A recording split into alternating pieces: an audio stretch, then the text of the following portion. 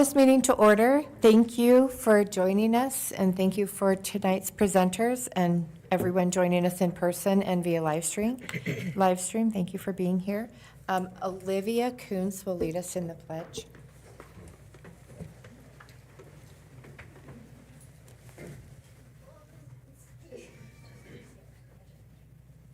Allegiance to the flag of the United States of America and to the republic for which it stands, one nation, under God, indivisible, with liberty and justice for all. All of our board members are in attendance. Addendum materials include awards and recognitions, emergency school closure resolution, draft policy 7318, and the Highland Rebuild SIP payment tracking. I would like to entertain a motion to approve the agenda with the addendum. Is there a motion? I hereby move that the board approve the agenda as presented. Is there a second? I'll second. Any discussion? All those in favor? Aye. Aye. Any opposed? The motion passed. Next, Courtney will provide us with the December awards and recognitions. Okay, good evening, Madam Chair, trustees, Dr. Howell and Ms. Jensen, and our student representatives. And thank you to Ms. Coons for leading us in the pledge tonight. Tonight we will recognize several individuals who, through their actions, embody and support and embody our district's mission to think more, learn more, and be more together. And first up is our Cake Award for December, and that's our Learner of the Month. So for our elementary school Learner of the Month, I'd like to invite Daniel Coons and his teacher, Mrs. Katie Burrup, up to the podium, please.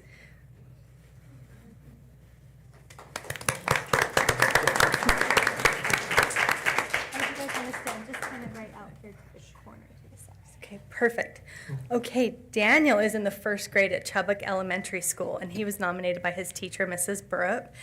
We're proud to recognize Daniel, a first grade learner at Chubbuck Elementary, as our Elementary Cake Award recipient. Daniel is described by his teacher, Mrs. Katie Burrup, as sunshine in human form. I love that. A learner who brings joy, positivity, and kindness into the classroom every single day. Mrs. Burrup shared that Daniel is not only kind, but is a remarkable role model for his classmates. He's always attentive and striving to do his best. Daniel loves learning, and his enthusiasm is contagious. His excitement for new knowledge pushes those around him to work hard and do their best as well. Daniel's empathy is one of his defining qualities. Mrs. Burrup describes him as very in tune with his classmates' feelings and his teachers. He goes out of his way to make others feel special and included, offering support in a caring and encouraging way.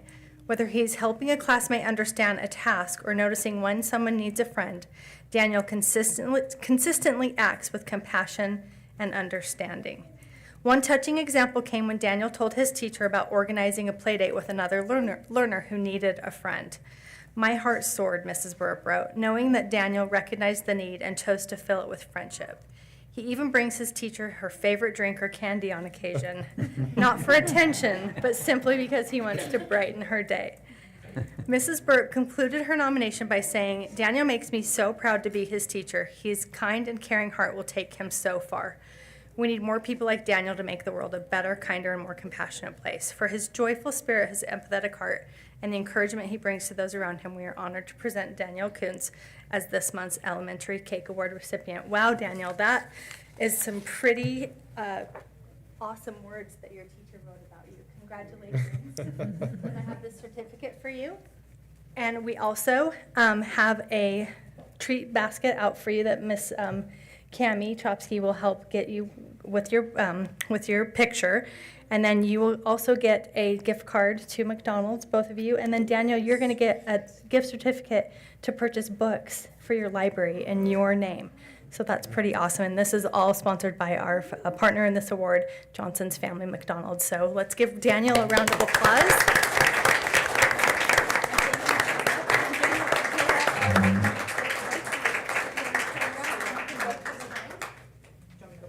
Scary.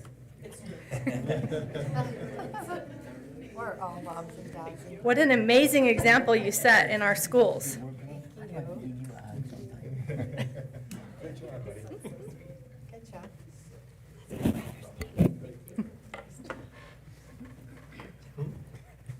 Okay, let's give Daniel one more round of applause. Thank you for your courage, Daniel. Next up, we have our secondary learner of the month, and I would like to invite Jesse Tillotson and his teacher, Dana Facer, to the podium, please.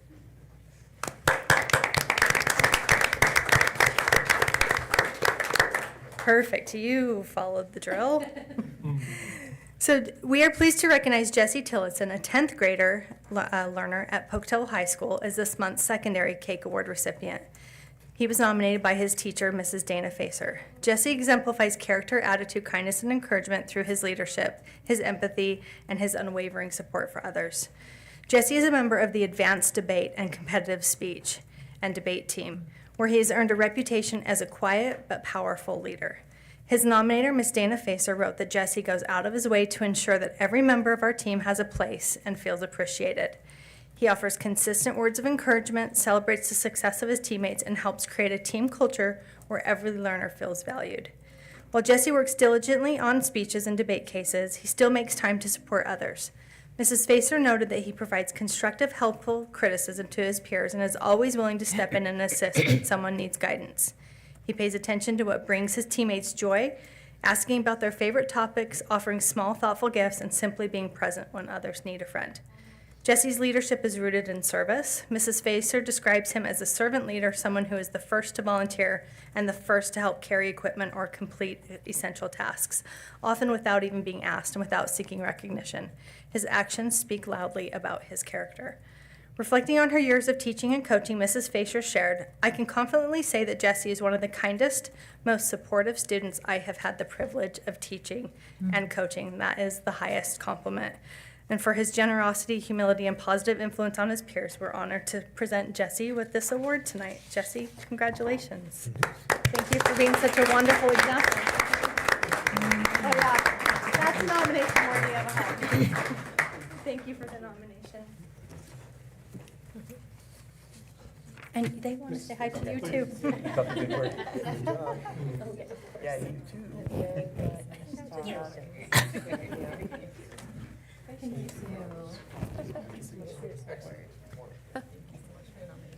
Thank you again to these learners for their example of character, attitude, kindness, and encouragement. All right, next up we have our December Pies Award, which is our Employee of the Month Award, recognizing employees who positively influence educational success. This award is for employees who go above and beyond in that effort. Pies Award recipients receive $50 gift card from Lookout Credit Union, our educational partner for this award. So with that, I would like to invite Pam Domitz, a kindergarten teacher from Green Acres Elementary, and those who, she is nominated by the whole school, so anybody who is from the school, you're welcome to come up and join. Joel, you're welcome to come up and join. Oh, yes. You're welcome to come up and join too. So Mrs. Domitz, the entire staff at Green Acres Elementary enthusiastically supports Pam Domitz as the December Pies Award recipient. Pam is recognized for the many ways she positively influences educational success through her vision, initiative, and unwavering commitment to learners and colleagues. Pam has been an incredible force for positive change at Green Acres Elementary School, and her impact is felt throughout the entire school community. While many enjoyed a well-earned summer break, Pam was hard at work, turning a vision into reality by creating a dynamic STEAM room designed to ignite curiosity and inspiring all learners. Through her determination and proactive approach, Pam wrote multiple grants that resulted in the acquisition of 3 3D printers and numerous additional resources. These tools now form the foundation of a vibrant STEAM space that supports hands-on innovative learning. With the recent merger of Washington and Green Acres schools, Pam recognized a unique opportunity to create a welcoming and forward-thinking environment where learners from both communities could come together to explore, collaborate, and grow. Today, the STEAM Lab has become a hub of creativity and engagement. Learners are immersed in science, technology, engineering, art, and math, while also developing essential skills such as problem-solving, teamwork, and collaboration. Just as importantly, the space has helped foster new connections and friendships among learners. Pam's influence extends well beyond the STEAM room. She is a cornerstone of the Green Acres community, organizing the annual Career Day, supporting colleagues, and consistently stepping in wherever help is needed. Her generosity, enthusiasm, and dedication uplift everyone around her. So Pam, we thank you for your tireless efforts for the Green Acres family. We're proud to recognize you as this month's Employee of the Month award, the Plays Award. Thank you so much.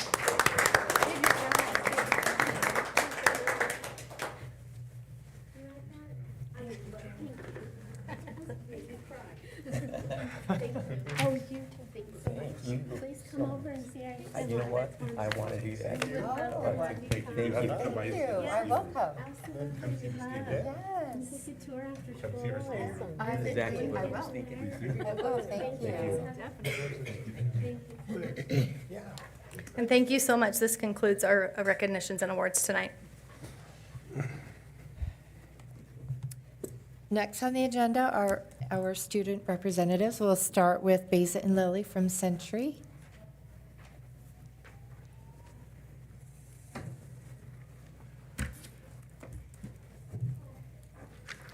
Century's been up to much lately, but in our art program, our winter play is starting as auditions for James and the Giant Peach have begun. Our drama also went to state last week, and we had 7 students make it to the finals. 2 of our very own seniors, Alan Riley and Ephraim Cook, got second in ensemble music theater. Finally, choir had their Christmas concert last week and will be caroling this Friday. In our athletic department, our winter sports are far along their way, as our girls have a game against Pokey home this Thursday, and all are welcome. Please come and support. And boys play Highland this Friday at Highland. They've had a great season so far, and we can't wait to see the results of this week. Finally, wrestling has also been on their way and are with great results for many of the girls and boys' team.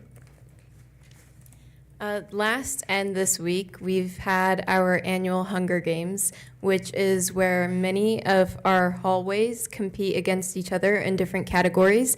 So the 4 categories is Coin Wars, which is where they try to raise the most money. The second one is our food drive, where they try to raise the most food. We also have an hygiene drive, and then we do this thing called Adopt a Kid, where we buy presents for kids that are not fortunate enough to buy some this Christmas season. So we've been doing that this past week, and we're collecting everything and counting everything up this week. And all of the fundraisers that we raise this week all goes to Century students that cannot afford and are not fortunate enough to get those things. So we're very proud of all of the things that we've been able to raise. Today, I actually went in and I counted like some of the food drive items, and just in one class, there's hundreds of items. So I can't wait to see the total. And then we also tomorrow have our fan favorite assembly. In this assembly, we have a bunch of activities which engage the students. We do raffles for these activities. Some of these activities include pieing a teacher in the face. And then we also are shaving our AP World History teacher's hair. Yeah, we're dyeing some hair, we're waxing some legs, we got all of that. So, yeah, we're very excited to see what happens. But all of the money we raise for this raffle also goes back to our Century students. And then along with that, debate recently this last week had a competition. And one of our students, Clayton Brown, got first place in his event. And that's kind of it. Thank you. Thank you. Thank you. Thank you. Highland? All right. Freeland? No, you're good. I apologize for my absence last month. All I can say is finals. Highland Drama took first at state and are 6A state champions for the 4th year in a row. We're so proud of them and their director, Benaway. We have an amazing drama department.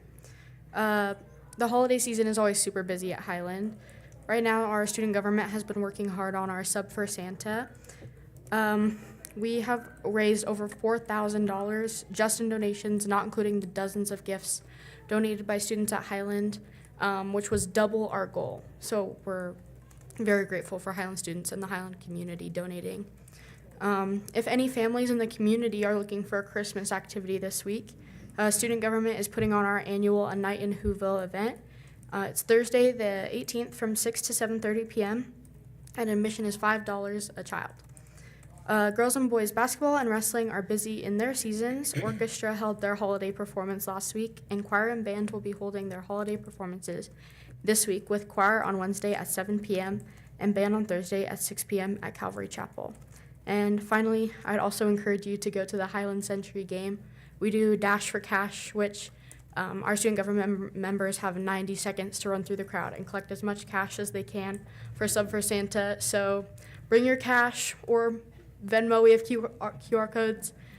We are trying to raise as much money as we can to help as many kids as we can in the community. Thank you. Thank you. Great, thank you. Next, we have Courtney will provide the Communications and Community Relations report.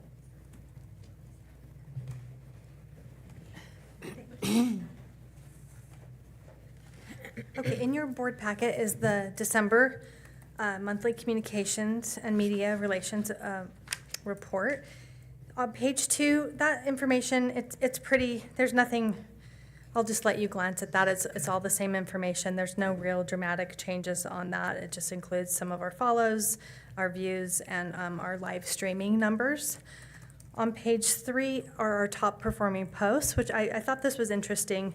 The top performing post received 27,353 views, and it was teacher submitted content. And I always love that because it's sort of like teachers on a whim send me something that you might be interested in posting this, and then we post it and it gets really great engagement. So I'm always encouraging our teachers to send us this type of content because you never know what's going to really land and stick with our community. So this one was about students in Pocatello High School's Health Professions program, got some hands-on medical training from Southeast Idaho Public Health, and Shannon Whitmer at Pocatello High School submitted that to me. So I thought that was really awesome. And then 5 of the top 10 posts last month were user submitted from our Wellness Quest Challenge. So that was really fun. Not only was it an opportunity for us to be able to showcase and share wellness tips with our staff and really encourage our staff to show that we care with some prize incentives and that, but it's a way to get our community involved and show them insights into the way we care for our staff and the things that they're doing to keep themselves healthy so that they can be healthy for our learners in their schools as well.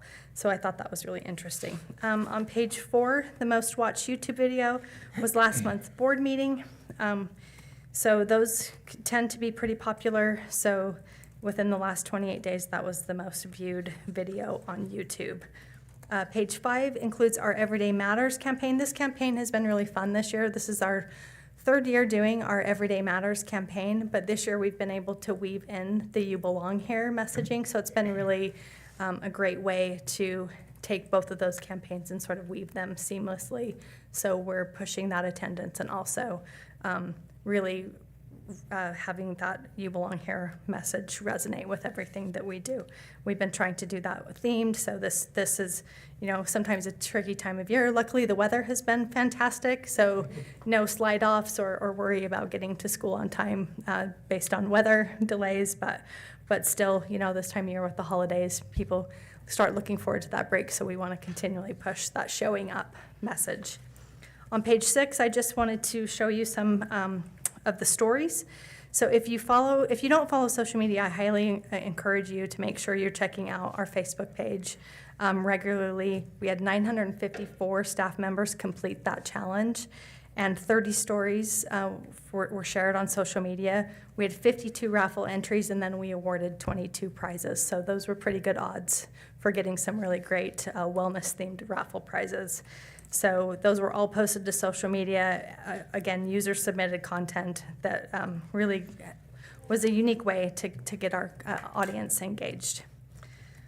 On page 7, I went over this last night with our legislators, so I won't spend a lot of time, but I just did want to include this in your packet tonight so you saw some of the communication that was going out regarding the record state tax relief. We did an article that we posted. We sent it out to our media contacts, posted it to our website, posted it to social media, and then I had a suggestion from one of our people in the finance department to do a millennial-friendly version of the article so that it was just that information at a glance. And and maybe just as a companion piece to the article. So this is just designed to help our community understand what that tax relief means, what it means for the district, what it means on their tax bill, what it means moving forward for the school district when we do go back out to the community to ask them to consider renewing that levy sometime in 2026. And that will be determined at a later date when that will be. And then if you look at the very bottom of that page, it takes you to, there's a URL that will take you to that tax impact page that is available at the home page of our website under district. And that just shows, that page is designed to show our community exactly what the tax impact the district has on the community. So this information is all provided at that page as well. And that concludes my report. Thank you. Thank you. Next on the agenda is public and written comment. We'll begin with Mary Ann McGrory.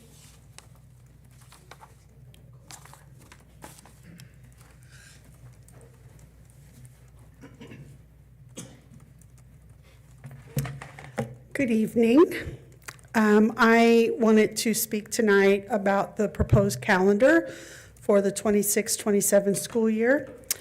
Although I am a member of the calendar committee, tonight I am speaking as both an individual and as the PEA president.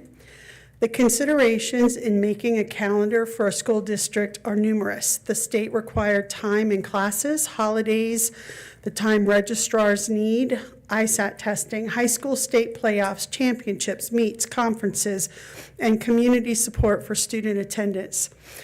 As y'all and I know, you cannot please all of the people all of the time. The survey results and comments sent to me range from start later and end later, start late and end early, start early and end early, start early and cut out breaks. The possibility of beginning after Labor Day and ending before Memorial Day without adding minutes to each day and cutting breaks is impossible. One reason the draft that is presented to you is more agreeable is that it does not end the first trimester 2 weeks before the Thanksgiving break. Thus, we avoid the second trimester meeting for 1 week, then off for a week, then back for 3, then off for 2. This is especially difficult for secondary classes that are new to the students. To have them for a week, then be gone for a week, means that we repeat a lot of what we covered that first week, which is generally structure, rules, so forth of the class. I did get feedback earlier today from an elementary teacher that reported her students were having 7 days off or 11 days off with the weekend was too much for the elementary kids, that these last 3 weeks have been a struggle to try to get everything that is supposed to be taught in, and have also made the kids even more distracted than usual. And then this afternoon, I got an email from an elementary teacher saying those 7 days off were great and the kids came back more ready to learn than ever. So there you go. Under this proposal, secondary school registrars are given a work day to move students into credit recovery classes, study halls, etc., which is dependent upon the grades that they earn that are turned in the day before. This day allows the registrars to have a working day to do that instead of coming in on the weekends, which I hope they get compensated for when they do have to go in. Some parents and staff would like to shorten the Thanksgiving and winter break, but we know student attendance on those days would be low, and that impacts the finances of the district. I only teach 3 classes a day because of being president, and I had 9 students out today. And that's a lot for 1 day. And I'll be honest, I personally do not like the idea of 2 days off for students before a week-long break. But I also don't like the idea of having a class for a week and then a week off. It seems to me that the problem is the trimester system. If I had as much power as some people think I do, we would be going back to semesters and end the first semester at the Christmas or winter break, or we would start earlier and have a longer second trimester due to the frequent breaks and occasional snow days that we tend to get in second trimester notwithstanding the water break days that we've had so far. I don't have any dramatic or inspirational ending for this except to say the committee looked at every possible scenario and voted to present this calendar to the board. And that if in fact you would like to investigate returning to a semester schedule, I happily volunteer to be on that committee. In closing, I hope you all have a very happy holiday season. Thank you. Thank you. Do we have any other? Okay. Next, yes? I submitted. Oh, you did? public comment, Okay, yeah. okay. Yep, go ahead. Okay? Yep. Okay.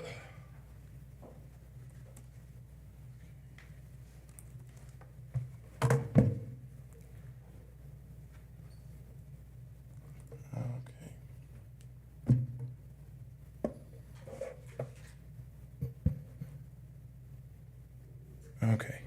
Thank you for letting me speak, and thank you for your time and your service that you put into the school district. It's much appreciated. I'm here tonight to ask that before you, I assume that it's coming either tonight or soon, a vote to fund a 3-lane track at Irving Middle School. My ask is that you pause and consider a few important questions and long-term implications to this. First of all, to look at the current cost difference between building a 3-lane track versus a 6-lane track. And just as important, are there funds available in the capital improvement funds budget to cover the added cost of 6 lanes? To me, it's not just a question of spending more money, it's a question of spending wisely. Tracks are not short-term projects. Once it's built, like the track at Franklin, it's expected to serve students for decades. If the difference in cost is manageable today, the district, it may save the district from much larger expenses or limitations in the future. Second, there's a clear need for a 6-lane track if the district plans to hold all middle school track meets at Franklin Middle School. It's my understanding under the current plan, Franklin athletes would be limited to 0 or 1 practice days per week and forced off their own track for 2 days each week to accommodate meets for the other schools. To me, that would create an inequitable situation where one school's students would lose access so another school can host events. A 6-lane track at Irving would help distribute meets more evenly and reduce the burden of Franklin's athletes and the facilities. Third, there's been a discussion that the district may want to build Irving's soccer field to regulation size to help Pocatello High School soccer teams prepare for games. It's a good thought, but in preparation, while preparation is important, it's worth noting that sufficient field space already exists across the street at Raymond Park. Historically, if the football team continues to practice there as they have for as long as I can remember, the soccer teams could use the school's turf field located at Hawthorne Middle School. That would actually prepare them better for competition, since most high schools in the state have either converted to turf or have plans to convert to turf, and they're not playing on grass like you would have at the middle school. In other words, we already have workable solutions that don't require sacrificing track capacity or limiting middle school athletes' opportunities. I would respectfully ask the board to consider the true cost difference between the 3 and the 6 lanes, whether capital improvement funds can responsibly support 6 lanes, and if the long-term impact on students' access, fairness, and facility use is in play. Building a 6-lane track is not about excess, it's about planning ahead, using space wisely, and ensuring equal opportunities for all students. So thank you very much, and happy holidays to all of you. Thank you. Thank you. Next on the agenda is the approval of minutes. I would entertain a motion to approve the October and November minutes as presented. Is there a motion? I hereby move that the board approve the October and November minutes as presented. I second. Any discussion? All those in favor? Aye. Any opposed? The motion passed. Next on the agenda is the approval of the consent agenda, which includes authorizing payment of claims, approving the supplemental financial information, approving human resource activity, overnight travel requests. Is there a motion? I hereby move that the board approve the consent agenda as presented. Is there a second? I second. Any discussion? All those in favor? Aye. Any opposed? The motion passed. Next on the agenda are the self-explanatory reports.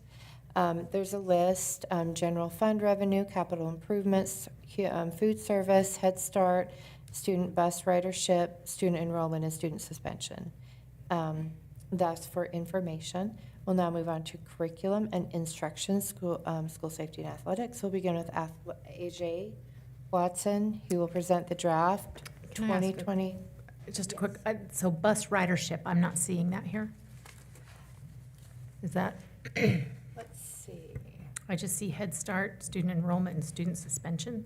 Let me see if there are different lists. Jonathan, is that one usually under? Is it some, been under the consent, I'm looking for the email. I'm just Consent. making a note that it's not there, so whether we need to amend that.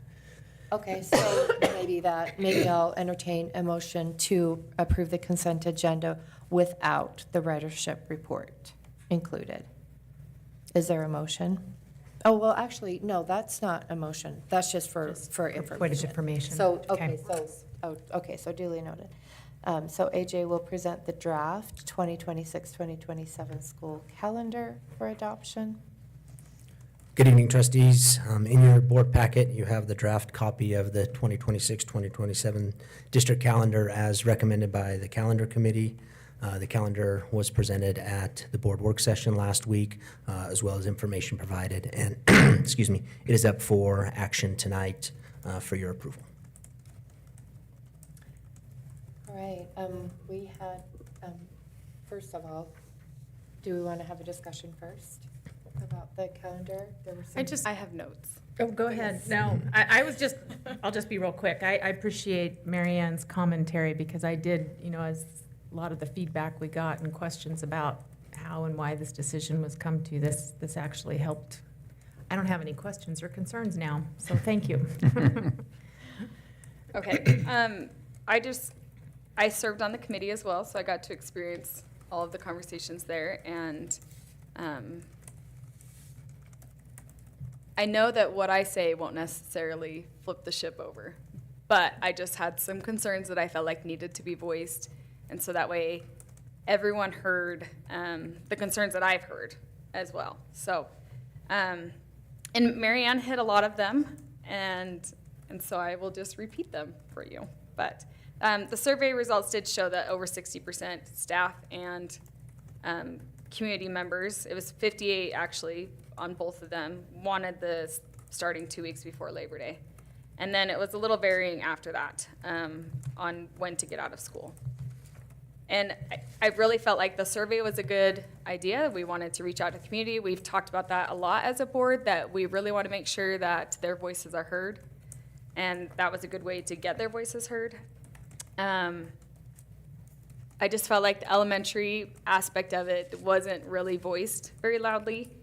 And from what I've heard from teachers and principals that I've been talking to about it, it was really hard to have that 10, 11-day break at Thanksgiving and then come back for those elementary kids. And we talk all the time about how, and maybe we don't talk all the time, but the education world talks all the time about how the summer slide happens and then you have to catch those elementary kids up. So what I heard in the building was that they felt like they had to do that after Thanksgiving, and now they're gonna have to do it again after Christmas. And so that was a really hard, long break for them. I do see the benefits for the high school, having that extra time to get schedules ready for second trimester. So I just basically wanted to chime in and say that I feel like it is not beneficial for the elementary to go with this calendar. The end. Thank you. Those are things I didn't know. So I really appreciated the people that emailed and your comments as well, because I agree with you. I didn't hear much from that side. And so I can totally see that as well.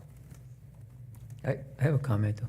Listening to Mary Ann, and I know maybe it's something we can do this year, but down the road, if we were to start school a week later, that would put the end of the trimester right at the break of Thanksgiving, right? Mm-hmm. That's what we did this. That's what's in the Which is draft, this- the That's draft what, right that's now. what we did this Okay. past year. Mm-hmm.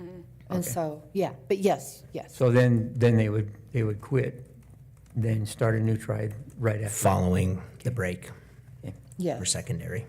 Yeah, elementary. exactly, yeah. Guess I didn't follow that so well. Thanks. Yeah, and one of the other points that I've talked about before, like, we do start a new trimester at the beginning of December. It does put finals for second try right in the middle of boys' state basketball. And so that makes that a hard weekend too, but we will manage whatever calendar. I just wanted to make sure the elementary voice was heard, that it is really difficult for the elementary to take that summer break and then all these breaks in the fall. When did we go to a full week at Thanksgiving? How long has that been? It's, Before. Been as long as I've been on the board. Is it really? yeah, It's been a number of years. We actually were 3 days, then we were 2.5 days, then we were 2 days, and we just kept backing off. And it seemed like as we backed off, folks took advantage of the additional days. And Right. so, as Mary Ann reported, there was a loss of attendance. And, you know, we talk about the financial piece of it, but even for those learners that are here, minus the ones that aren't, so you're catching kids up, or you're, you know, giving them an activity that just maintains, so perhaps the educational experience wasn't as productive as we would like it to be when you're missing half your class. And so that's a challenge. But I would bet it's been 2015, 15 years or better. That was When you say financial impact, what do you mean? Oh, just attendance. ADA. Yeah, and really, it's best 28 weeks. And so by the time we get to Thanksgiving, that isn't even really in play at that point. But yeah, just the loss of productivity for the. Because I know, I mean, in addition to, and I know we're not in the business of daycare, but I know that at least in my office, it becomes a burden because there are families that don't get that whole week off and they're having to, and I'm questioning also, like, for instance, I know Marsh Valley, they don't get the full week off. Are other school districts, are they the full week? Do we know? I would say it's a mix. There are some, I think, Trustee Furness and I even talked about this maybe at some point. It's a mix. There are districts that take the whole week off, and there are others that, you know, have 2.5 days or 3 days that week that they take off. So I would say it varies. and there are districts that have fall break, and that's an Correct. entire week. We don't have that Correct. to add In into October or something? Isn't that- Yeah. Most of them, I think, take it in Yeah. That was October. a hunting break or something. Yeah, I mean, To I think harvest? it varies, but yeah, yeah. My daughter's school has that. And I don't know about Idaho State. Does anybody know if they take the full week? ISU, Uh-huh. they do take the full week They off. do the full week, so it kind of They is do. nice to match up to that in town at least. And our spring break aligns with ISU? We do. We've aligned it. We even asked that in the survey as well, if Right, they I wanted saw to that. continue to do that. And it currently, in this calendar, it aligns again with ISU spring break. That's nice. Any other comments about that? I just think that I can really see that, both sides of it, but I also am very interested in the semesters. Because I think that would solve everything, and then we wouldn't have that worry about the days off so much, you know? How does So- that work with the AP classes? Does trimesters throw them off? You're asking an you can see the look on my face. You're asking an elementary guy that knows very little about credits. I wish I It's had the more dual- I information. think it's a dual enrollment. Maybe Amy, I think, would be best to answer those questions. Isn't it the dual enrollment that it throws? Well, often, yeah, dual enrollment, we have to get a little creative with, but we do that. But with the AP courses, they're typically a year long. Most of them are year long. So whether it's 3 trimesters or 2 semesters, it's 6s. We get to teach them every day, all year long, and it's really rigorous for the whole year. The dual credit, we work in our district curriculum committee to make that balance work based on the course and the university, but we make that work also. Awesome, thank you.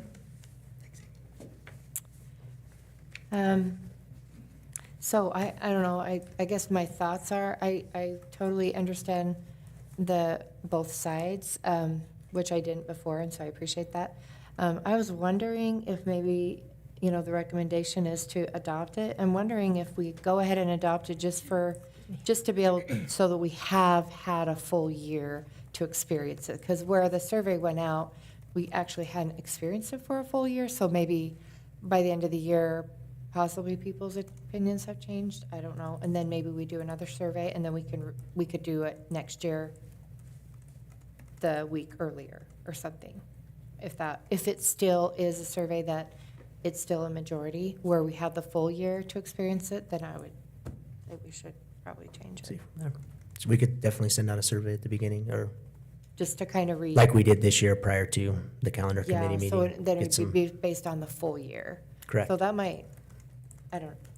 I think that's would be, okay. Okay, so we will, and I will entertain a motion if there are no more comments to approve the plan as, no. To adopt the 2026-2027 school calendar as presented. Is there a motion? I move that the board approve the proposed 26-27 school district calendar as presented. Is there a second? I'll second the motion. Any discussion? All those in favor? Aye. Aye. Any opposed? Nay. The motion passed. Thank you. Next, AJ will present the Head Start preschool self-assessment plan for the 25-26 school year.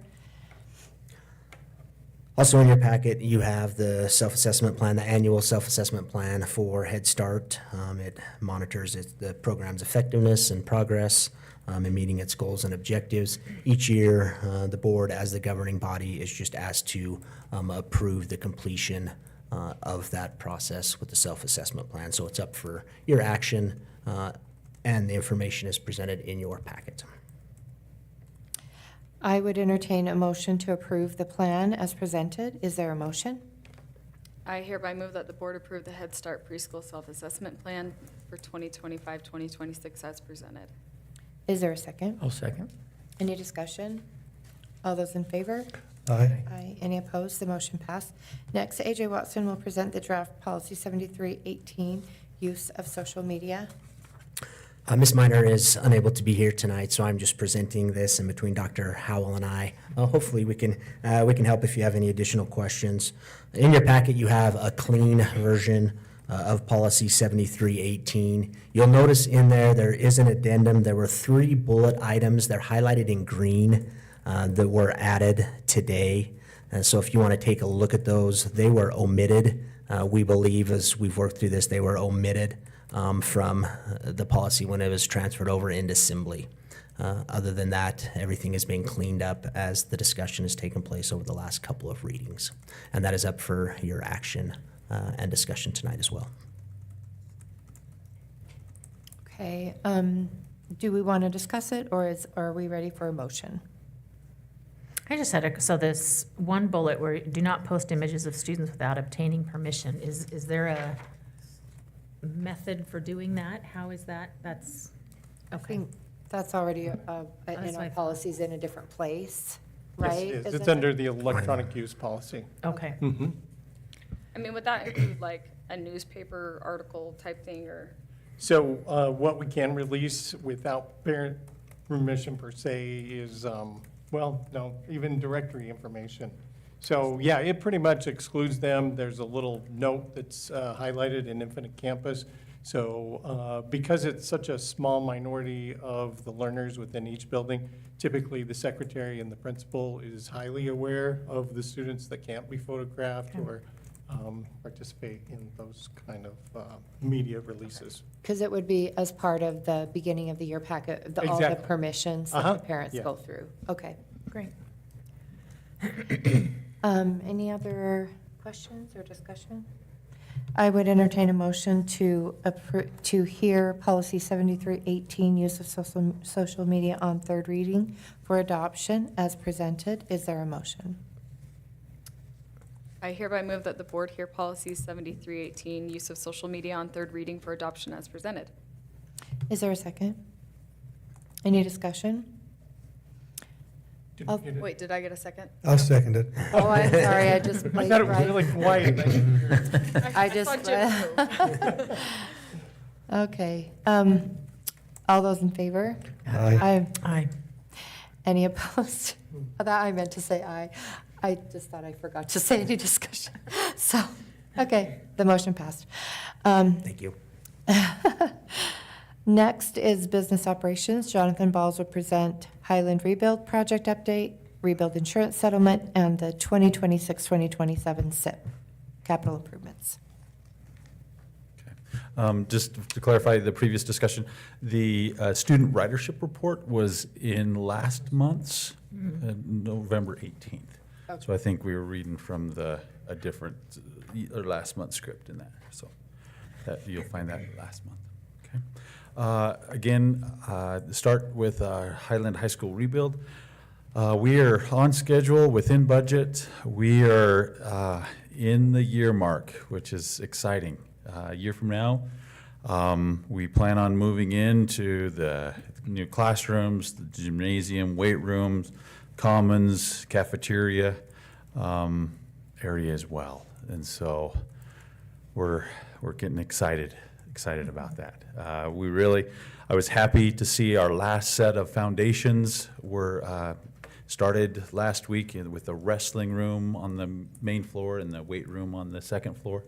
Those foundations had to be, and that is part that will be done in a year, but that had to be the very last piece because we needed that spot to set the roof trusses over the gym, access into that gymnasium. The second story bleachers, that section has been poured as concrete. And so that's kind of fun to see as well. And so it was even one of our esteemed coworkers on a tour walked into the gym and started getting teary-eyed because it's starting to take place. And so that's exciting. I think we're all feeling that excitement. So, and so it's with the decking and roofing, we have been going as fast as we can with this good weather before the snow and the moisture comes this week. It'll probably come, but they are ready, and so we're excited about that. Again, if there's anytime you'd like a tour, you're just reach out, and we're more than willing to do that.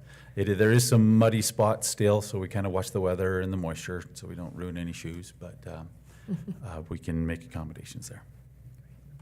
I would. Okay, just if you I want to do Highland and Green Acres. Yeah, reach out and that'd be great. Thank you. Okay. The next one is a memo by way of information for you regarding the Highland High School fire insurance settlement. Again, this is only for information for today. However, we do have a special meeting scheduled tomorrow morning at 10:30 where this would be up to action. You have the memo in front of you to kind of highlight some of those. Again, this is regarding iCrimp, who was our insured that on that day in April of 23 when the fire occurred. This last July, they stopped insuring school districts, not only ours, but the other 80-plus school districts. And so it's they have come, and we feel that they're very motivated to settle this claim. And so that's where we thought very thorough review of that settlement. As you know, settlements are very advantageous, and we want to make sure, or can be advantageous, and we want to make sure that that's the case if the board chooses to do this. So again, you can see this. These would be the total numbers. Obviously, we've received the majority of this money, $36.1 million, over those different insurance categories. Again, going back from that first summer of 23 to get us back into that building through mitigation, emergency services, and so forth. Again, one of the key highlights that we feel we're getting a good situation of all this money. Again, it's a separate account dedicated strictly to Highland. We know exactly how much interest we've earned on this insurance amount, and As of the end of November, that's $1.26 million. There was no, initially, I thought they were going to bring that into the settlement equation, and they did not. So I was extremely happy with that. Again, that's on addition, that is not, of course, in the 36 million amount there. And then we've listed some key considerations to go, and all these amounts are obviously included in that 36 million. Again, that we have documented and submitted both for invoices and then check stubs that we've paid for. It was over 7,000 inventory types. This is not quantity, these are different types of inventory. And we've received a little over $3 million for that. And so the next one is, again, the insurance has agreed to pay a portion of some tariff costs that have been identified. And I will tell the board that we've talked at length with Bateman Hall to see if there's anything else, right? Anything else that's coming up. And they assure us that there's not. Again, we do have some contingency in their contract amount, but we don't anticipate we'd have to use that for tariffs or anything. Again, part of the settlement amount that they, I'm going on to the next page. With Highland Administration, with our business office, we've identified everything that we still have to purchase. The majority of this are the large things that we just don't have a place to store. And so when the building is built, we will be purchasing this in the fall, so it'd be ready to be installed. And so we found this amount with costs, as well as the shipping. Obviously, estimating some shipping there. You'll see those two amounts totaling around $812,000. We did talk to them about cost increase, because as we know, things go up, and that we thought, again, we were happy that they met our request to increase, to give us $75,000 for these cost increase. Again, if there is no cost increase that this is money that we'll be able to still use at Highland. In the event that we want to purchase things immediately, they agreed to about $7,300 for storage. These would be containers and so forth. Again, if we can go out to bid, look to see if we anticipate any price increase. If we do, then we can get some several storage units for the next year to be able to house that material. Again, there's some other additional concessions that they've made throughout this insurance settlement that we will be able to enjoy for decades. And yet there's no indication, there's no deduction from any settlement amount. One is listed here about some temporary parking that we've been able to benefit across the street there. But I'll just quickly list, the team shower rooms, the showers in the team room down there, the additional bleachers in that small gym. They helped pay for that, $75,000. Then, of course, the sprinkling. This was in that first summer, the sprinkler system to bring this high school up to be fully sprinklered. And so there's then finally, we felt that they were they did, as it says, highly notable that they agreed to extend this period. They knew we were going out for a bond. We were evaluating. And so, but they gave us the maximum amount that they could, up to 3 years, whereas construction, as you know, is less than 2 years, is what we're going to go through. That's what we're going through. So with all of these different things, and thoroughly reviewing that, it is our recommendation, again, not discussion for tonight, but no action needed tonight. That'll be for tomorrow. But it is that we do recommend that the school board accept it's called the policy holders release, which is included in your packet for that in total amount, that we go ahead and sign that and essentially close this insurance claim. So I thank you so much for all the questions you've already answered. I Yeah. appreciate it so much. And so I did notice in the insurance documents, it said everything had to be completely closed out within 2 years, and that was really nice of them Correct. to Correct. extend that for us. So that was one point. But Yep. also, I forgot to ask on that 26,464, 26 million, the Uh-huh. building replacement and code upgrades. That is the Bateman Hall number, right? Their bid amount for that, right? Correct. That was, it is slightly less. For example, the sprinkler system is in that number, and we've spent that. But yes, that number is what Bateman Hall anticipated. That's, I think it was even last month, we shared how we will pay for, updated numbers on how we're gonna pay for Highland. And yes, that number is included. Okay. in that. And I guess on that note, I guess I will say, like, when we were, clear back when we were choosing the company, I remember one company, kind of rough estimate of $450 a square foot. Oh, yeah, yeah. And Bateman Hall is at Just barely over 300, if I remember. $325 a square foot. Yeah. I just wanted to kind of say that, for them. The board Because is. that is really, Yeah, really we've awesome. been extremely fortunate, appreciate the board, that your decision was spot on, in both the architect and the general contractor. We have a great team there, and they're definitely, benefiting the Highland, benefiting the district. And so we definitely appreciate that. Yes, from that board decision. That has been so, they have been so good. Yeah. And then I guess I just had one other question. I Please. forgot to ask you about personal property. Was that decided that they had to go through their homeowner's insurance? Everybody had to do their own homeowner's insurance to make claims on any personal property that was burned in the fire? That is correct. Okay. That is correct. Now, we did, if you'll remember, and Dr. Howell jump in there, because there was, the biggest one that we saw was the students' personal instruments. Oh. However, we did get a local donation. Do you want to speak to that just briefly? Yeah, ICC.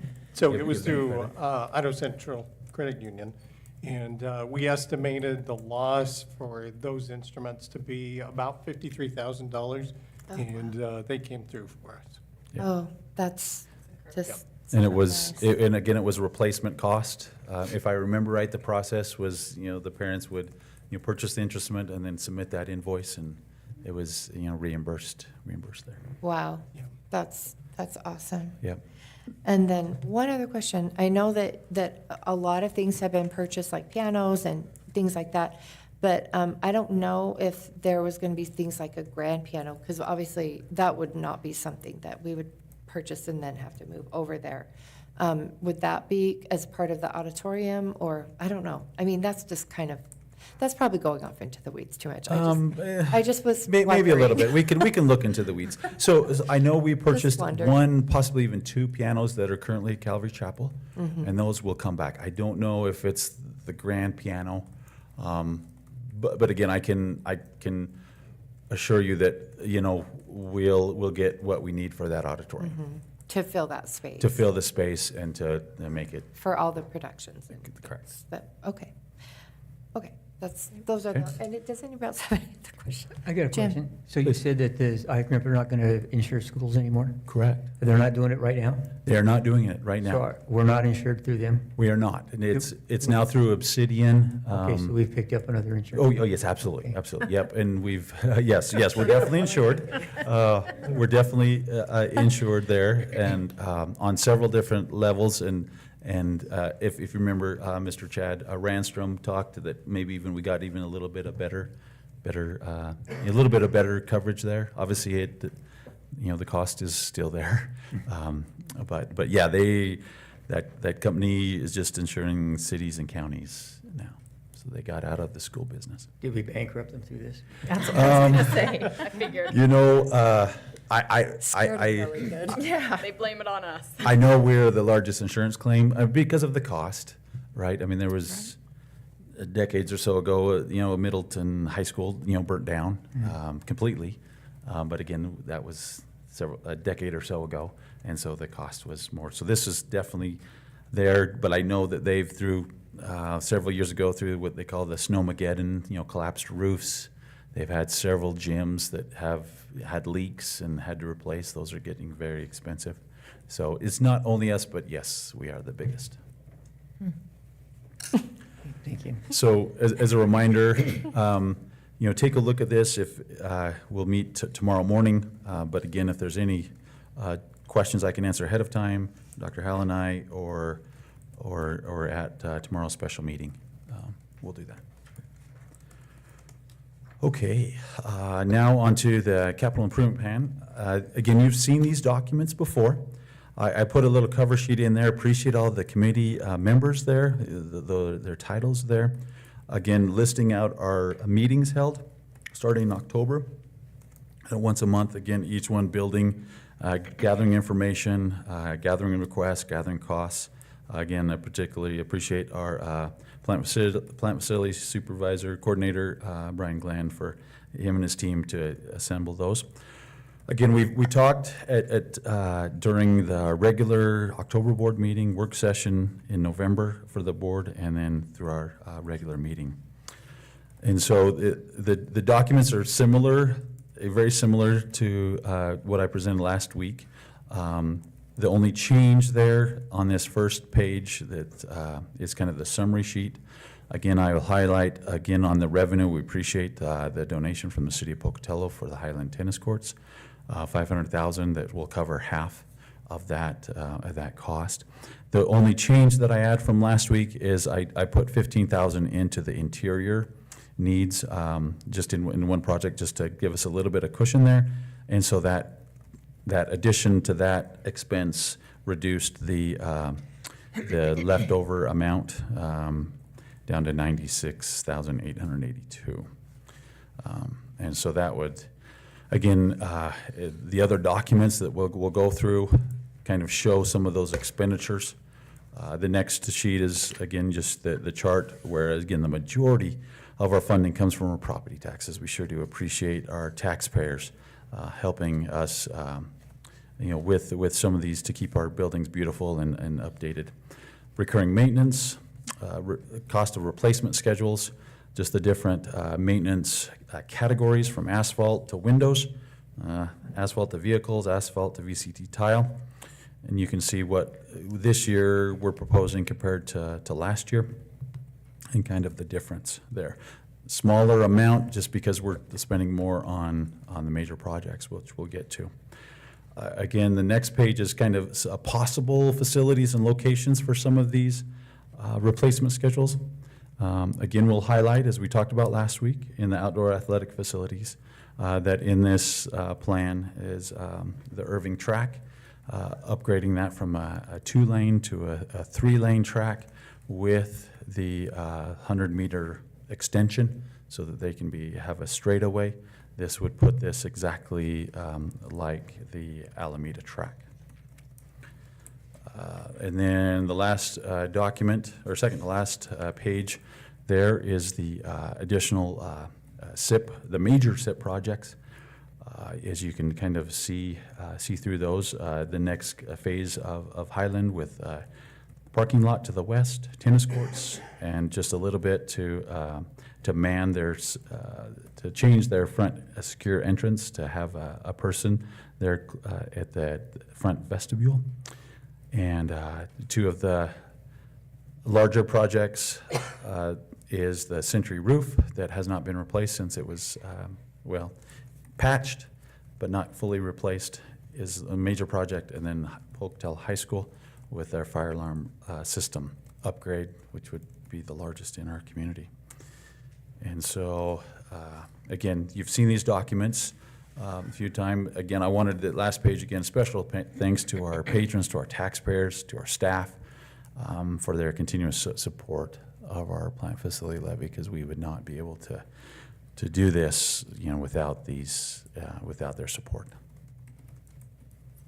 So it is up for a discussion and action to approve this plan, so we can move forward into the bidding cycles before you tonight. On the ADA entrances, where Yes. did you say we are district-wide on that? Do you think we're halfway? through all the buildings, making them ADA, or I'm going to say, what's a guesstimate? I think we're very close to half. I know we have all the secondary schools covered, and we've started on the elementary side. So I'm going to say yes. I'm going to say definitely yes. I think we're about over half of that. Okay. So Thank you. we wanted to hit the ones that the public uses the most, in some of the Parks and Rec and so forth. So that's why we did the secondaries first. Okay. But yes, Awesome. we have that plan. I only just have a comment about the track because I was just really thinking it made a lot of sense to have 2 tracks, like one on each side of town. And then it would make the middle schools self-sufficient. They could have all their meets at their middle schools and not have to go to high schools, with that scheduling issues that we've had with all of those things. And I guess in the minutes for the SIP committee, everybody has those. It was a bit of a discussion about the Franklin hosting all of them and making it so that they would have one practice on Friday. And Fridays are difficult because I remember I went back and I was reading some of the input from, one of the middle school directors, and they mentioned that Fridays are difficult for meets, Fridays and Saturdays, because middle school parents, like, they can't really plan ahead for, setting aside weekends for middle school sports. You do for high school, and ahead and you plan for that. And so there was a lot lower attendance on meets on Fridays and Saturdays. So then it made me think, well, if that is their only practice for the week and they have a trouble, it's the least attended, like, it just seems like that track program would just be completely nothing. And that's just from my assumption, but it is in the minutes that I was very concerned about that, and it just seems like, having one on each side of town for, that area of town, and then the high school athletes can use those facilities for night, after practice, whenever their facilities are locked, they can use it for, anyway, we already went through all the benefits of, the track program, so I won't talk about any of that, just specifically the different things that are specific to this. I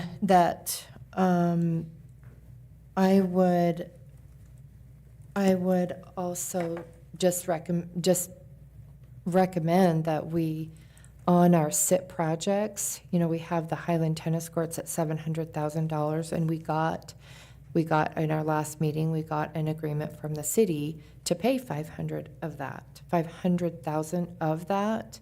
And so that money could be used for a full 6-lane.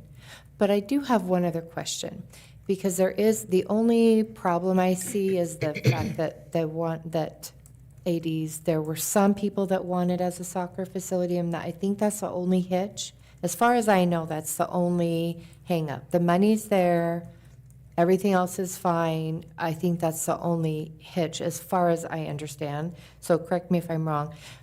So that would be the money. But my question is, on like the high schools, they have a regulation soccer field inside and a track. So is there a possibility of having it regulation size and doing a track around that? At Irving?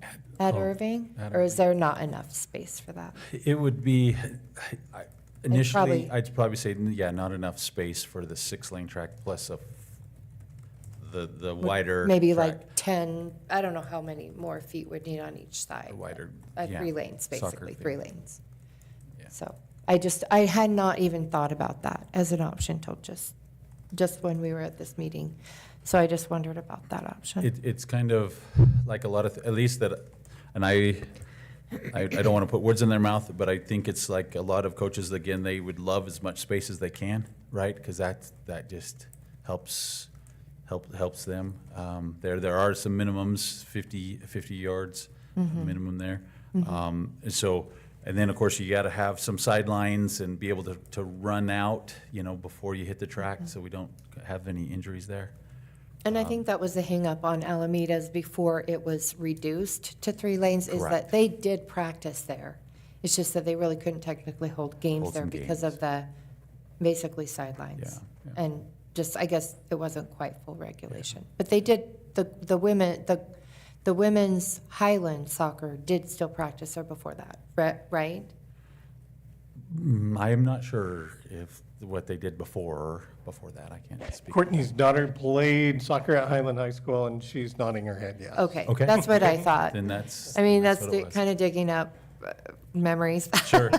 So anyway, those are my thoughts, that just having one on each side of town, middle schools being self-sufficient, those are just kind of my practical, kind of my thoughts. And I just don't want them to feel like, they have something less, but, but really just feeling mostly like them being able to be self-sufficient and being able to not significantly damage one program so that, because of the lack of space, because there are other options for soccer practice, as far as I'm aware. I talked to Jeff F. earlier, and I just know that there's a history with the soccer fields that, with the maintenance during COVID, but that's all taken care of, as far as with the wellness. So I don't know fully what other options there are, but I do know there are through the city and stuff. But is there any other concern besides the soccer field? That is the main Okay. scene. And again, the board, I shared my comments last week. The little piece of information that I realized or learned that we do have lights at the Irving soccer field. So again, that's another reason I'd love to keep them there, because we did have 4 matches there that can be played. So going to a dark. 6 lane, you'd have to take the lights out? No. The lights are on the outside, but as I mentioned, going to 6, you would. Just the infrastructure that's there. It to be able to would do this. definitely, crowd that. Yeah. Could you, so I'm trying to understand in the, I guess they're not really, I guess page 5, where you have outdoor athletic facilities, you have 215. But yet in the replacement schedule, where you have the tennis and the tracks listed at the same place, and you have the tennis courts at 700. So is that 200 So the minus 200 the 500 from the city? No. So excellent question. Thank you for that. So those are exclusive. So if you see on that front page, we have the replacement schedules. In one number, the 4.9 million, and then right, is it below or above it? The other number, we have the major projects. So those are 2 separate documents that you would combine together. Those are the largest amounts there. So back on the summary sheet, the first one is the replacement schedule is 4.9, and the second to the bottom is the additional major projects. Again, So another what is the expense. 215 So covering? the 215 would be the Irving track, and then some small, some small other amounts. So to the SIP committee, before, this came to the SIP committee, that amount was literally $15,000. And that's more just to have just a little bit of maintenance, nothing. That's just if we need some patching, some painting, just some very, very small things. to our Yeah, so in that facilities. SIP committee, it was decided that that would not be a part of the capital improvements. It would just, there's money in the replacement Major. schedule. And so that's why the extra money, I was thinking, we From do the have city. it. All we need is just that difference, the difference. But maybe we don't have all the information we need tonight. Maybe there are still questions, maybe we could vote on everything, but whatever. I just, whatever. So you're essentially saying it's another 200,000 in order to take those to a 6 lane? Well, about To the double. 3 lane. Yeah, Double. about, yeah, To the about 3 double, lane. but we would only need half of it, because we already have the other half. for Right. The replacement, so, but we have the 500 from the city, and so, So that came after. And just to We- clarify, that 500 is to pay for half of the Highland tennis court The amount. 700,000. And so 700, again, that's, Right. again, these So are it just just frees budgets, up. as you know. Yeah, just frees up that money in the SIP that we could then Yeah. And reallocate. And So- since that's in there, that 500 is included in that, again, that summary sheet. And so that that 500 does, get used up into some other amounts. And again, to be fiscally responsible, again, we do have some savings there for future projects that we always try to do, just in case something major happens. Yeah, and all I really have heard is bits and pieces of, we haven't gone through a full track season yet to see how things are. And so maybe there are still questions. We haven't heard from the ADs. Like, I would be curious, like at the high school level, I know that the high schools were not able to host home meets because the middle schools were there using the tracks. Well- And so there are a little bit of things like that. Yeah. So there might be a We little went through bit their more. schedules, and I think they all had 2. Yeah, and that's. But Ms. when Ms. they, Rhodes but can- when they have, but that was a thing. Because when they have a cancellation or a reschedule, then they come back to Pocatello, then they don't have a track to use. For practice is one thing, but then they also, on the days that the middle schools are there, they can't earn that money for their program to host a meet. So every They high have to- school was they have to travel. able to host track meets this last year. I think Century actually hosted 4, and Highland hosted They're probably the least affected, right? 3. Because they. No, all the high schools were used equitably. Oh, So okay. 2 at each one. And we always looked at their schedule, and we matched up with their schedule. So if they were gone a Friday, we would go host a meet on a Thursday, Friday. So we only affected them one day. And then if they were gone a Thursday, then we would do a Wednesday, Thursday. So we never, ever eliminated them opportunities to be on their track. If it was a weather, like you were talking about, then the middle school couldn't host their meets either. Well, it would be where they're traveling.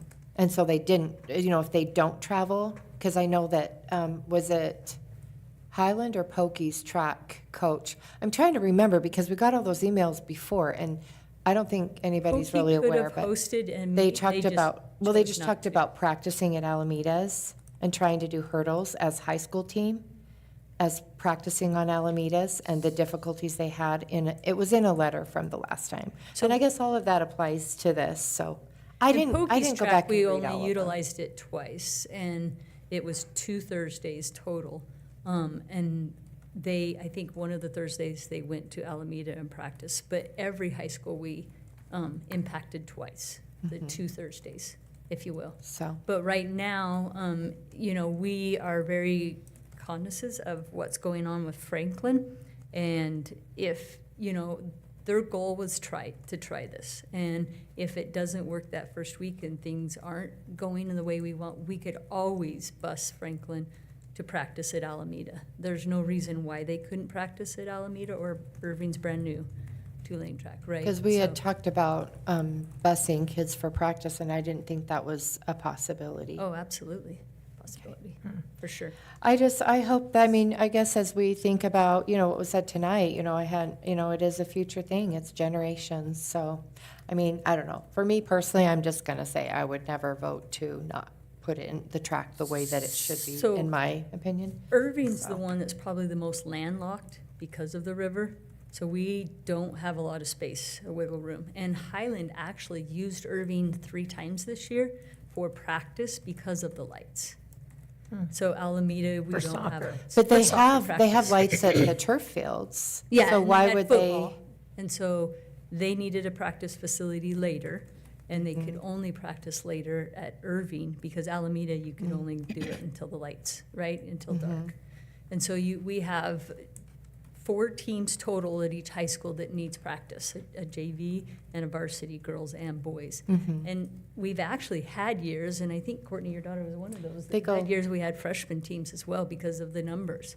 If we have the numbers, we have actually 3 teams. So I talked to one mom, and it was 4:30 to 5:30 for girls, and then 5:30 to 6:30 boys, and then they'd swap, or something like that, on the turf for the soccer. Because they do football practice from 4:30 to, oh no, I got the times wrong. They do football practice from 4:30 to, anyway, whatever it was, 6, 4:30 We to 6, utilize and the then they turf do. to its maximum ability, Yeah. for sure. And, Yeah, but which we is also use awesome. Alameda, Irving, and Hawthorne Park. We utilize all the facilities in town. The only one that we haven't utilized is the Wellness Center, and part of that, it is difficult. You're dealing with a club program up there that will always have priority, and then the Little League football, which we really do respect that because of, they used to use our Alameda and Irving fields, and now we're utilizing those for soccer, so we want to give them the Wellness Center as ability. And to then be the good Bannock partners. fields too. And so all we really are looking for is places to practice, not We've had places to games, host. and we opened up the opportunity to have 2 competitive soccer fields for each high school program so that we can bring tournaments to this area.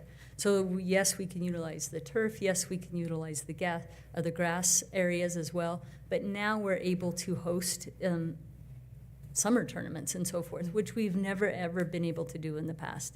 So opportunities really do arise as we build up these programs. And if you ever know soccer, it's year-round other than the winter months.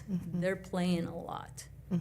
So if you had to, you would be in support of just doing a 3-lane at Irving and keeping and maintaining the soccer field? Absolutely. Has Irving had a 6-lane? Yeah. before? Yeah. Yeah, they always had before the walking path was installed. That was always the And So this the was the 6-lane butted first up to school. the canal and the school. And Well, we didn't there have- was the football bleachers. field was not legal size. Oh, okay. We actually played freshman and JV football there for Pokey, but it was never legal size, and it was dangerous. I don't think we advertised that a lot, but Because they had Centuries was bleachers on not both- either. They have bleachers on both sides, Yeah. so it doesn't go to the canal by any means. But anyway, I guess my only thought is that there isn't another place to do track, but there would be some possibilities for another place to maybe even build a soccer field, because it's not as expensive as, like, say, other kinds of things like tennis courts and things like that. It's where it's grass and it's, things like that, it would just be a lot less expensive. And we do have land we could use. That's just my only thought is a track, spending that much money and that much investment over generations. And that's the only opportunity we have. And they can't practice. It would be like asking basketball team to only practice half court, and then when they go to their games, it's full. It is a difference. And track people will let you know. I mean, it is a big difference. So anyway, those are my thoughts. So, we can always say, let's approve everything except for if we want to, because we haven't really heard from, well, it's not really out there that, that this is really being discussed, because it was kind of like added in the discussions in the SIP meeting. So it's not really actually an item on the agenda. So I don't think anybody really, really knows that this is being discussed, so I just wonder if we need to be able to hear more discussion. So My thoughts are that. So real quick, to do a soccer field inside of the track, it has to stay 3-lane. You cannot fit a soccer field in the 6-lane, right? correct. The way it is right now, you could not. Okay, and Pocatello High School utilizes that soccer field how often? Every night for practice. So And they they- Pretty use much that every day. field One of them, like three girls. solid months, August, And September, summer. October. And then whenever else they're And doing. fall season, yep. So they actually utilize it more than the Irving Middle School track program utilizes that Yes. space. Correct. They do, but it's a middle school. It is. And so I just wouldn't want to take think away a any big- more from middle schools than we already have. Selling point when we established these soccer fields for the high school is that it's ours. And they put a lot of work, those parents put a lot of work into that soccer field. And we heard make quite a that bit, grass. with the sand and leveling it and so forth. It become theirs, right? And that buy-in. Because we did utilize that for JV and freshman football, we actually had locker rooms for the high school at Irving, and so they're able to utilize those as well. So it just is a good fit, if you will, with the lights, the scoreboard, and the locker rooms for practice, for events, if they want them there. And they had Gosh, I wish 4. we could have done the Alameda, the 6 lane, because that would have been perfect. But anyway, those are my thoughts. So if I guess we have the option to approve it as it is, or we have the option to approve it without and then just to kind of see where numbers come in and see if we have that extra to be able to do that, Irving, you know, or whatever. I would be very cautious to say you're using the city donation for anything else. They gave it to us No, for no, no. the tennis court. No, that's so not, that's I would not at all. Nope, voice that's that at not at all what I'm saying. Okay. I Nope, just wanna that's make not what sure I'm we saying. know. Nope, we would use it for the tennis courts, so it would free up that money in our SIP program But I to be think it's reallocated. included, is it not? Okay. So, Yeah, I'm just hesitant to move the 4 teams from high school to chase down a new location for them. And I understand, I mean, track is my favorite sport, I will be so bold to say that. And I want them to have equal access to facilities. I just don't want it to be a game of cat and mouse where things just keep getting moved and shuffled around. And my understanding currently, they spend, like I just said, about 3-4 weeks on the track during track season. And I would love for it to be a 6-lane. I think that would really help out the whole middle school programs. I just think that the cost benefit analysis of it, I mean, my kids will go to Irving. That's my assigned middle school. So I should have biased. But I'm saying, I'm trying to look at this logically and say, Thank you. in the end, I think it's more beneficial to keep the soccer program there where it is with the lights and the field already set, and figure out a solution for the track. And I think it needs to be moved up to a 3-lane. Absolutely. Maybe just spread it out a little wider of a 3-lane. It would be, And yeah. 100-yard I dash would love or to just something, build, was that I would love part to of just it? build another soccer field within the district, but I just don't want it to take away from this thing that is generations long. You know, a decision that's generations long, where a soccer field can be built in a summer, you know, easily. It's not, it is something that could fit in our SIP projects easily to build a soccer field, but to build an event center with a track to host the other half of the middle school meets, that is not possible. So Just that's to- what I'm kind of just the to way I'm looking at it. Make sure it's clear, you said 3 weeks. It is a 6-week program. We have 3 meets Okay. and 1 all-city and 2 preseason, right? For those So- meets. Just to be clear, 6 weeks, So 6 weeks, and it's the only. 3 meets. I mean, we had a lot of comments about, you know, it's the only one that's inclusive. I mean, there's just a lot of things, but Right. anyway, those are my thoughts. And so, is there any other discussion about it, or any other questions? So not to belabor this even more, but, so what is the situation at Alameda? What, they just have a 3-lane? So they have a 3-lane with the 100-meter dash. And that was recently put in, or that was 2 one of years the ago? first? 3 years ago. And I did Years ago. hear back from her several times, and she isn't happy with the fact that they still have the 3-lane. Well, I think And that's wrong. I mean, think but- she wrote and told us that, you know, they do really well with the 3 lanes.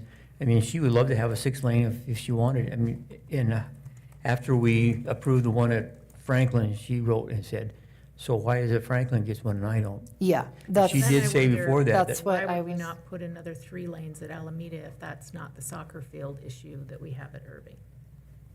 We utilize wish that we Alameda would as have well. it. We just don't have lights there, but we utilize Alameda as well. There's still games there, right? I don't think they had games there this year, but we have Since- had yeah, that. since we had the turf. Can you put another 3 lanes to get At- that at second? Alameda? At Alameda, to get that second competitive space? I mean, I know this completely undoes I everything. think I to- think that the reason that Irving is being talked about is because that was never built as a track. It was only, the purpose of it was a walking path.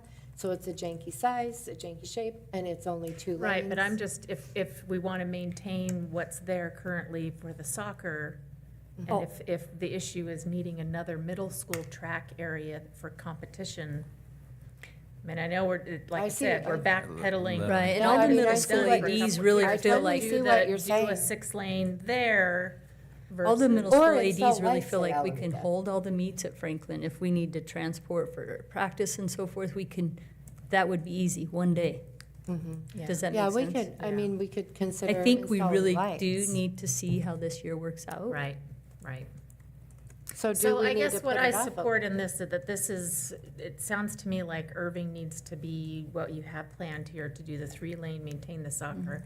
And then we still look at what needs to happen after this year with Franklin and see how And I think that plays Alameda out. coach, like Jim was saying, come and spoke to you that they did really well at practicing and they did really well at All City. If there's an issue with Franklin, making sure they have a practice facility that can be solved. Yeah. I think we just do a wait-see for this year, but maybe. Yeah, I do know. what we I have was for- wondering if we should just really wait and put that off just to see, because I would not want to put in a 3-lane track, because that would have to be torn out to make that base the same. And that would be, Oh, you I know, see, at you know Alameda. what I mean? Yeah, You'd because have to then, replace yeah. the whole thing. Yeah, you can't replace 3 lanes, because there would always be a seam down the middle. We talked about that, I guess, at the SIP or at the last meeting.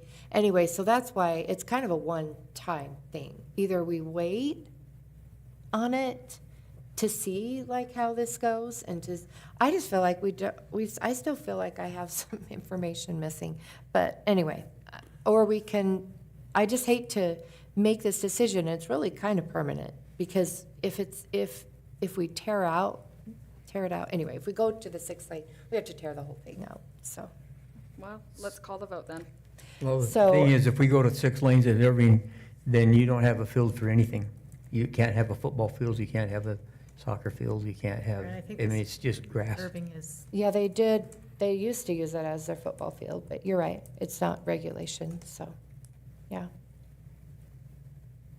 So, And I guess the other thing is if, you know, if the summer comes and we changed our mind last summer, I guess we could change our mind again, right? yeah, absolutely, because as we get more information, maybe we have more information that really solidifies this, but then maybe we have more information that actually changes to the other way. I don't know, I think information can really shift it either direction, because I totally do understand that with the lights and things, but I guess in my mind, I'm just hopeful maybe we can install lights at Alameda, or maybe we can build a soccer field. I don't know. I'm just searching, you know, for another alternative so that we don't make a mistake with, you know, this big of a mistake. I just don't want to make a big mistake like this. But we can always do it the way that it is, and then we can say, okay, now we see funds, we're going to go ahead and we're going to even build a soccer field or whatever. But, or maybe we can just take this off of the plan, because it is not immediate by any means. And we could take Irving off of the plan while we're weighing options and see how this season goes. And then we can make kind of a more informed decision. I don't know, it's generations, so I don't want to be the one to make the decision that it's 3 lanes. I'm just saying, I don't want it. So I guess I can put. No, I think you've made 2 options there. One thing is we can just go ahead and adopt this now with the proviso that we're going to see how things work out at Franklin with practice, et cetera, and that we're willing to re-examine it later, because we're not going to start any construction until the spring, right? So are you It- kind yeah. of saying you want to After put school. the decision with Irving on hold? Well, I said but that we adopt have, the rest of well, it? I would say we have 2 choices. If, you know, these are 2 options that we might want to consider. One is we just go ahead and pass this with the understanding that we're going to look and see what happens. If we have extra funds left over, that we can address this issue later in the springtime and see what it looks like then. Or the other option is you could say we could take it off and pass. But it's kind of difficult to hold everything up. But I agree. we are in agreement with. I think we just need to go ahead with it. And then- on the SIP projects, we can go ahead and pass it just as it is, because it's not on the SIP. It's only on replacement schedule. And so we could just kind of say parentheses on that and say, we'll just kind of wait on that without, you know, going out to bid and hiring someone, you know, It or goes to whatever. bid, right? Yeah, correct. This but- is kind of our marching orders, because it's, it's a full spring, you know, the full spring ahead, if you will, coming January. Yeah, so we can always bring it back up in January, whatever. I guess it so depends on how our bids come in too. I mean, if they come, Yeah. if all of our bids come in high, we might not have a choice. We got our, bid. Sure. we bid it only just I mean, way later for Franklin. So I don't think there's an emergency. I think we can have time to get some more information if we want. So I guess if we can do both, we can say, is there a motion to approve everything, but just kind of hold that Irving, just with parentheses kind of? No, let's leave it like. And then, and so I'll just say, is there a motion to approve everything except for just kind of pause on the Irving for a minute? Is there a motion for that? I think I just leave it like it is. You can make a motion, Mr. You can make a motion accept to the do what, you can make a motion to do that, or you can make a different motion. You can make a motion to accept. Or I the guess SIP I as could make a presented, motion. Or you can make Yeah, a I could, change. yeah, I'll just make a motion to approve it as it is, and then just in that replacement schedule, just kind of hold off on Irving, just until we get more information. So I'll just make that motion, and then, But I think what we're making a motion on is doing all of the bids, correct? exactly. So Well, I think Except it's Irving. either we're SIP doing as the bid, presented. right, we're either Or Well, we doing all can- You of can those make that bids or change. not. Madam Yeah. Chair. But we can make the change later, I guess if we want. We Or didn't now, change order. either way. Okay, so, But they can vote however. okay, so I made that motion, and there wasn't a second, so going back to my motion. My motion was to approve it as it is, but just hold off on just that middle school, just that Irving piece. I missed the first motion. I'm sorry, so did. motion either, I'm sorry. My motion is to accept it, to approve it as it is, with just kind of holding off just on bidding the middle school, just the Irving piece. And then, that's my motion. Just So you're. approve everything to go out to bid except for, we'll just wait on that until we have a little more information. So I would just say that is my motion. So, Is there a second for that motion? Yeah, I'll second that motion just to see how everybody else feels about it. Okay, all right, all in favor? Aye. Well, Oh, any discussion? yeah, I'm just gonna say real quick, I think that the more information would be the bid. Would be Oh, part of that. yeah, that's true. So, That, we have a pretty accurate bid where we just barely did the Franklin track, but yeah, I mean, that is more information. So, I mean, yeah, that could be considered yeah. part of the information. So it could be bid, and then we could make the decision after it's bid. But I don't So- think it's the cost that's the question. It's not. It's whether there's 3 lanes, 6 lanes, soccer field. I mean, I think Yeah. it's entirely separate from a bid. I mean, like you say, I we already know. know what the cost is. We do know what the That's- cost is. So I think it's really a question as to whether that goes to bid or not. I think so too.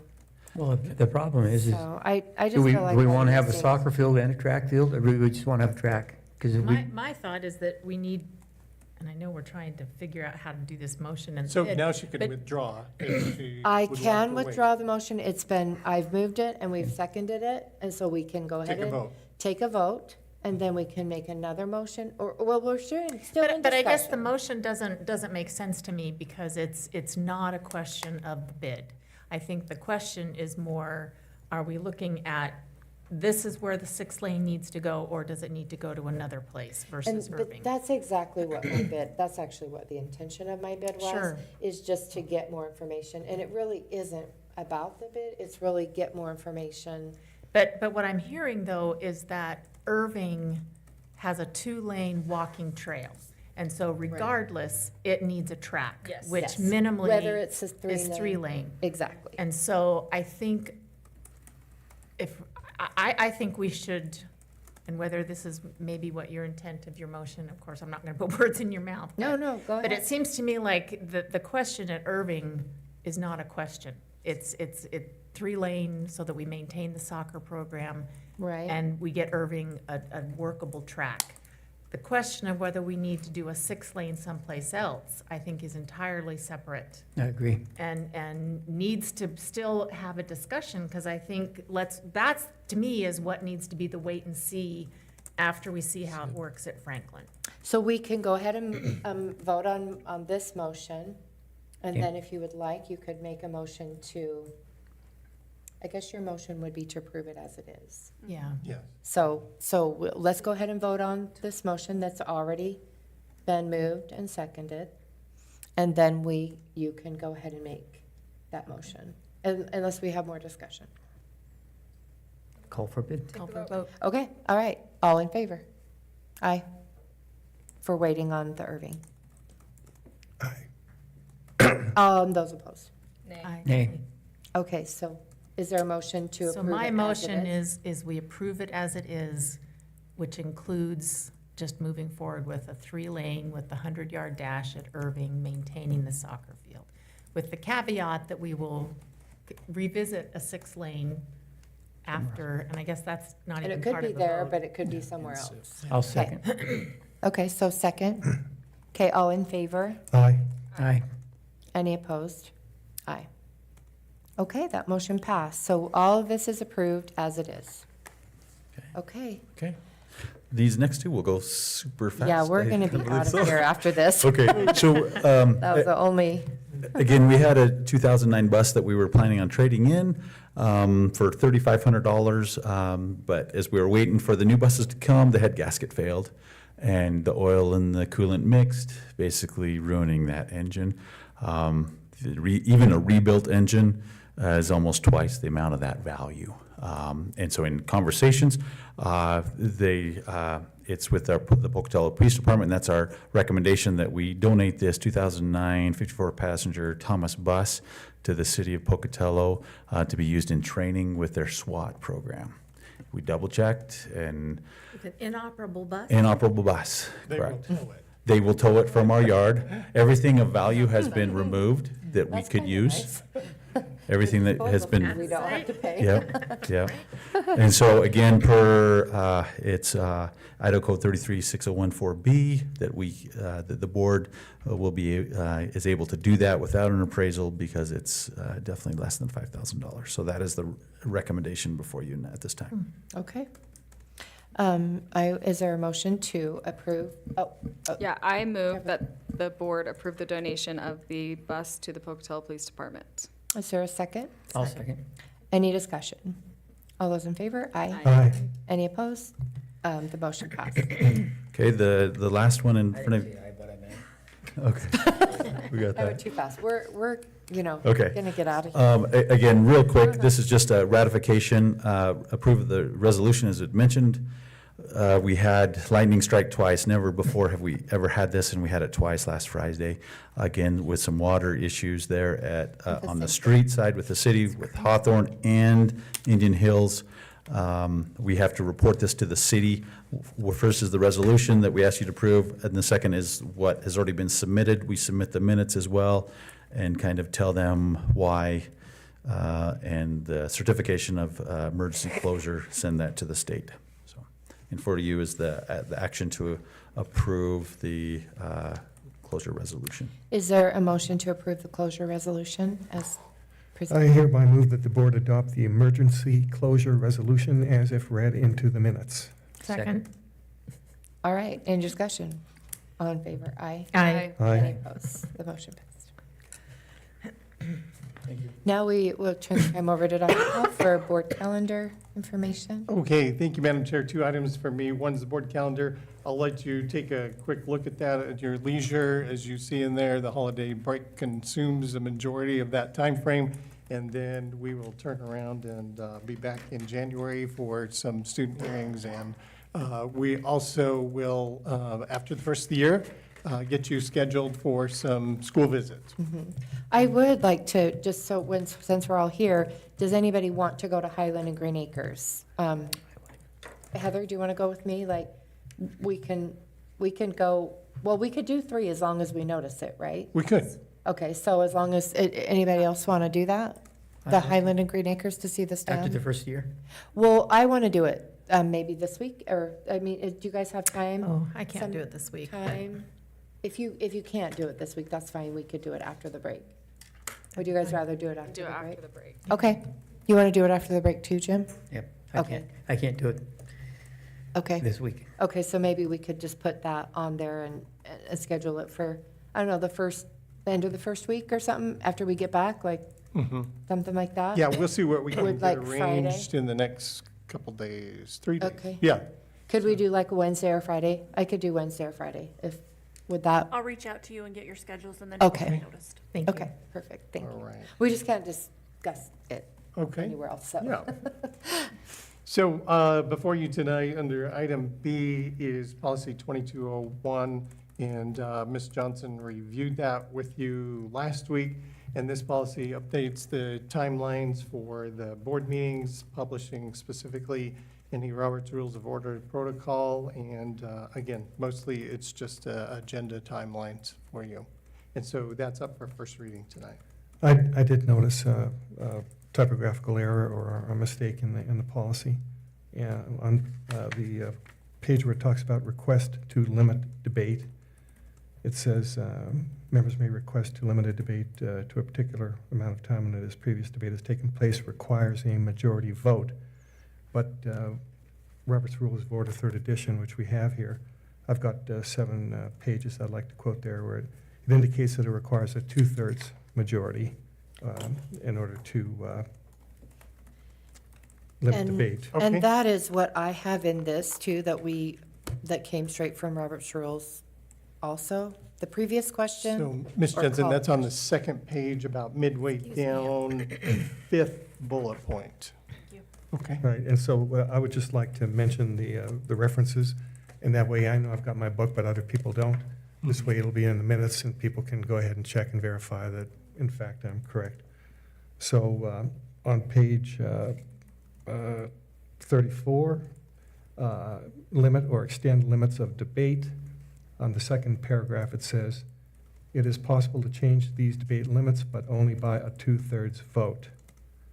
On page 36, on the third paragraph, it says a motion to limit or extend limits of debate.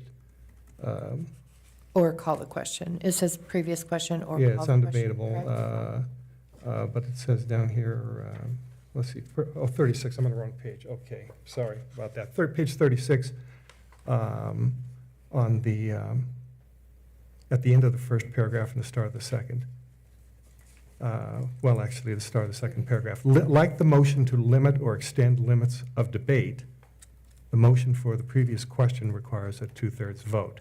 Yeah, So that's both of them do. On page- Yeah, so whether you call the Straight question or you wish to limit the debate, it requires a 2/3 vote. So those are on pages 34 and 36. On page 67, Okay, I see that. 67. under 2/3 vote, there's a bullet, number 2 dot, period, 2/3 vote. A 2/3 vote is required in particular circumstances, most notably to suspend the rules or to close, limit, or extend the limits of debate. So whether you wish to limit it or close the debate, once again, page 67 says it requires a 2/3 vote. And then finally, 3. Wow, you found everything. Well, yeah, there's 3 more references. I just want to make sure everybody can check them out. On page 208 at the back, it has a chart here, and it talks about previous question. It says if there are 2/3 votes in the affirmative, the previous question is ordered. So I guess that one's on the previous question, but, Which so. is the same thing. as Yeah, calling it the says question. before that they're both used the same thing. Same way. Page 210, it talks about debate close and debate limit. It's table D, and in both instances, you'll see on the right, it says 2/3 vote required, either to close debate for the previous question or to limit a debate or extend limits of. And finally, the last reference would be on page 211. And over there, it talks once again about the previous question, says 2/3 vote. Okay. So, yeah, so anyway, that's in the minutes now, and everybody can go ahead and get their, the book here. And Check it out. I was just going to ask Ray if he wants us to motion that it's heard with the change from majority to 2/3. Yeah, well, yeah, that's what I would like to do. Just change where it says requires a majority vote, say it requires a 2/3 majority. And then one other thing that I'd say on the point of order, it says the chair will rule whether the point is well taken or not well taken. I wonder if we should just add that if somebody wants to vote and to overrule the chair, they can. Well, it does have appeal or ruling, the last bullet point. Mhm. Made when a member disagrees a ruling, requires a majority vote Oh, to appeal. sustain or overturn the ruling, and appeal. that's Oh, correct. there. So Okay. everything I checked is correct, and everything we agreed upon. The only error, or typographical or whatever I noticed, was that if you wish to either call the question, or if you wish to limit debate, it So on both requires a votes. 2/3 majority. Yeah, and so it doesn't even mention that for call the question. It says stops all debate and requires an immediate vote on the pending motion, but I would like to add, it requires a 2/3 majority. Yeah, it doesn't actually stop all debate. It only stops debate. It's call the question and then you vote. And if there is a 2/3, then Well, it stops all Can debate. I say something? Mhm. If we have 2 people vote against it, it's not 2/3. Right, That's right, right. We can only So have one. if, so if we have to have a vote, it has to be 4-1. Yep. that's right. And, oh, But that's so rare. It's never even happened. well, here's the thing. But that's what Robert's rule says. Let's see here. I think I'm going to go back to page 34, and they explain why they want a 2/3 vote. 34. Page 34, when, under C, limit or extend limits of debate. As we have seen, the general rule governing debate is that any member may speak, et cetera, et cetera. There is no other limit on the time taken for debate. If, yeah, I guess, yeah, let's see here. Boom, boom, boom, boom, boom. It is possible to change these debate limits, but only by 2/3 vote. A 2/3 vote is required as a compromise between the right of the individual to be heard and the right of the group not to be unduly delayed in conducting its business. Mhm. And so that's the reasoning behind a 2/3 vote. And so in our case, 2/3 would be 4 votes. But that would mean that that one individual, you know, the rights would be respected. It would, if he couldn't find at least one other person who wanted to limit debate. And so that's why they would need 4 or 2/3. It's to respect the right of the individual to be heard. And if, obviously, if 4 people want to get on with it, then, you know, then that one We have individual never- doesn't take We have precedence. never had a problem. You know, but if at least 2 people do not want to limit the debate, then it's there to respect the rights of the individual. Yeah, and it's all throughout the whole book. Yeah, but I Like, mean, it's yeah, the in book so is many pages. repeatedly. It's in so many places. Yeah, and also, you know, again, this is what we decided to use this updated 3rd edition, and it's, like I said, I mentioned, I think 7 or 8 instances where it's emphasized. Yeah. But it's in the full rules as well, and especially with the meetings for small boards. So, Mr. Jensen, that's 6th bullet point to add the requires 2/3 majority vote. On 2 things, call the question and. And also for, for call the question or request to limit debate. Yes. Yeah. Okay, so is there a motion to approve this? I guess this is second reading, or we don't even have to have 2 readings? First reading. This is first reading, but we only have to have 1 reading for meetings of the board, right? Because it only governs us.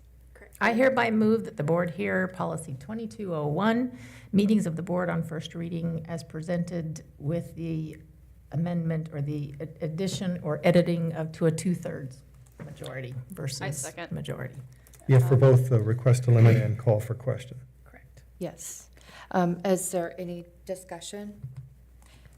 Did I already ask for a second? I did. Okay, sorry. Any discussion? Okay, all in favor? Aye. Any opposed? That motion passed. So if there is there anything else that you have? I move that we adjourn. Okay. I second. We are